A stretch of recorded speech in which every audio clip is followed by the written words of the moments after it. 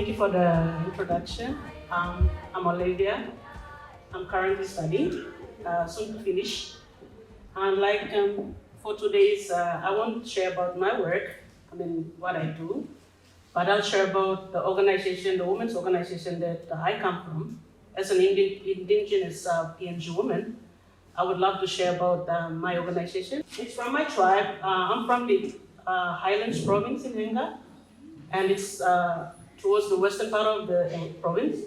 And our association is called Kun Women Association, but it's in short, it's the long is Kunalin, like the my tribe, and in short, it's Kun Women Association. It's a registered association. And before I continue, I would like to acknowledge the country in which we are gathering, as we are staying here.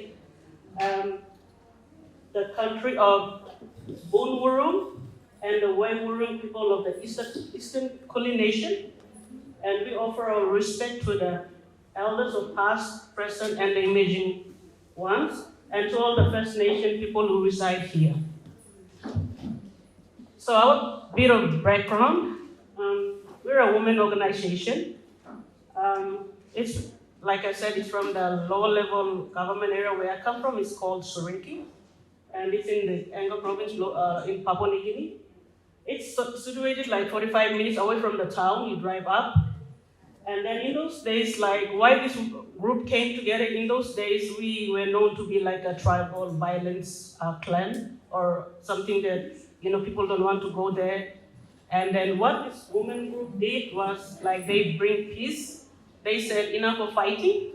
And then all the women from all the little clans came together and they organized a women's group. And it was established in 2009 and formally registered in 2011. So we're a registered organization that we run like not-for-profit organization back in.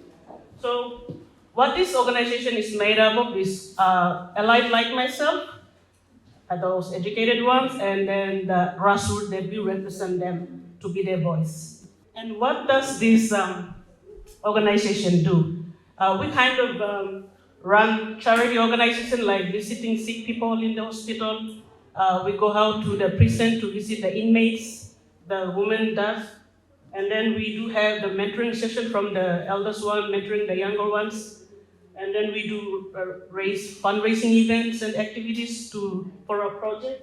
And actually we have some projects that are going on, especially we have the disability project, which in our area, like all of people, they live there with the tribal violence athlete, they lost their limbs, their eyesight, and some were born with disability. So the women kind of assisted, did the feasibility study, and a lot of children and women and men were affected by the disability. So we started a project, but it's still in the phase, it's still in the initial phase. And we do have agriculture, like as you might know that Sorinki is going towards the agriculture of doing strawberries and all these other farms.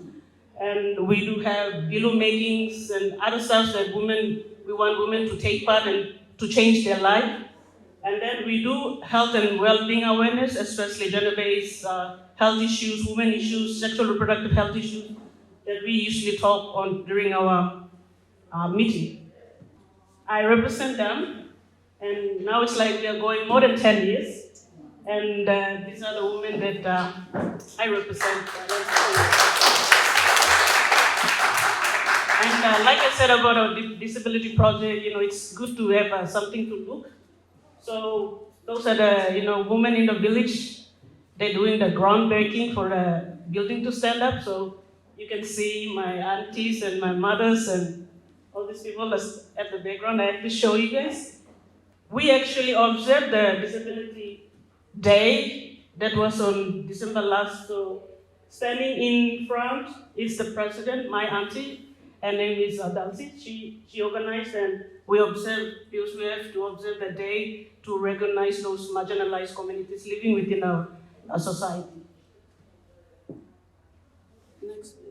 And those are some photos, like we need help. We are still starting the project. It's initiated by women as a woman, so you can see people talking, like no wheelchairs, so like someone has to carry in a balloon, so to bring to the gathering that we were doing.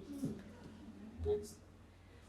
So what other activities that women, as a woman, we do, we kind of observe the gender-based violence days of 16 days of activism. So the women go out and they do awareness. Like we have two groups, one back in the village, one back in Port Moresby. So those Port Moresby group, they went out and observed the 16 days activism. And there you can see the governor of the city, Honorable Power Sparkle. We have to break the bias and, we have a good governor that, goes for, stand with women and children against violence. So you can see that those are some activities being captured there. And we do, like I said, fundraising events. So you can see, we do our traditional mumu, put everything in the head oven. And then the ladies are organizing for, selling. Next, please. So what I said about agriculture, like my place is known for this strawberry. We export it directly to world market. So you can see that it's there, like, we encourage them as an organization to tap into whatever resource they have. So they go into strawberry farming and other farming. So you can see that Surinki farm, from the farm up to the world market, like we have it on Singapore and all over the countries here. So other activities we do, we celebrate individual women's achievement. And this one is mine. Well, I got scholarship from Australian Award Scholarship. And as a woman, it's very hard to get, those prestigious scholarships. So I break the bias. I break the bias of, male dominated, like male has to go and all these ones, but I break the bias. And my woman falls as to celebrate the day that I have to, get on the plane and come to Melbourne. So it's a short clip that they did.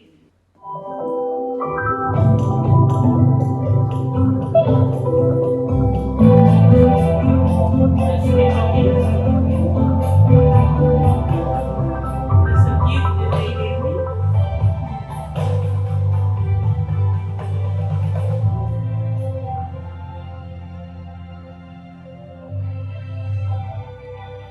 There's a traditional customs, like we do it like that. So our organization, we kind of appreciate and encourages women folks. So that's what they did for me. They kind of celebrate my achievement as a woman, breaking barriers. Like, in a male-dominated patriarchal society, women don't go that far. And having to reach that level and coming this far is like a great achievement for the women themselves, like myself. So they have to celebrate in one way or the other. So, yeah. Thank you. Those are some women that we kind of make ID cards for them to recognize that they are from this organization. So they kind of like showing it proudly with their ID cards. So that's the leader of the pack that I said, my auntie. Her name is Dulcie Nick Kasper, and accountant by profession.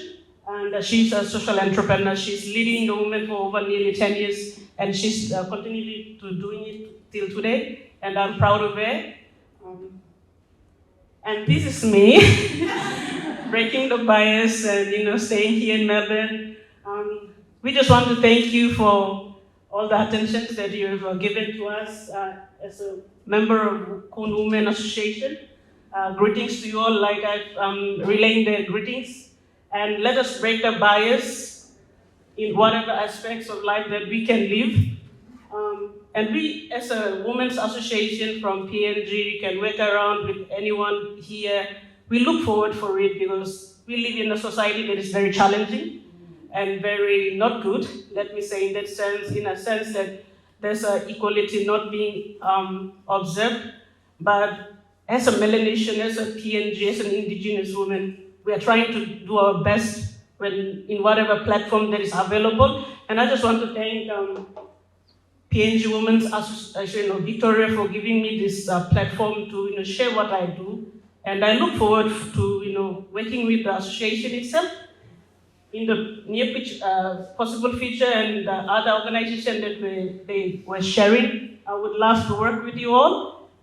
And if the PNG Kun Women Association can break the bias from a patriarchal society to a very encouraging women organization, I believe all we can do it as a woman. And thank you for listening.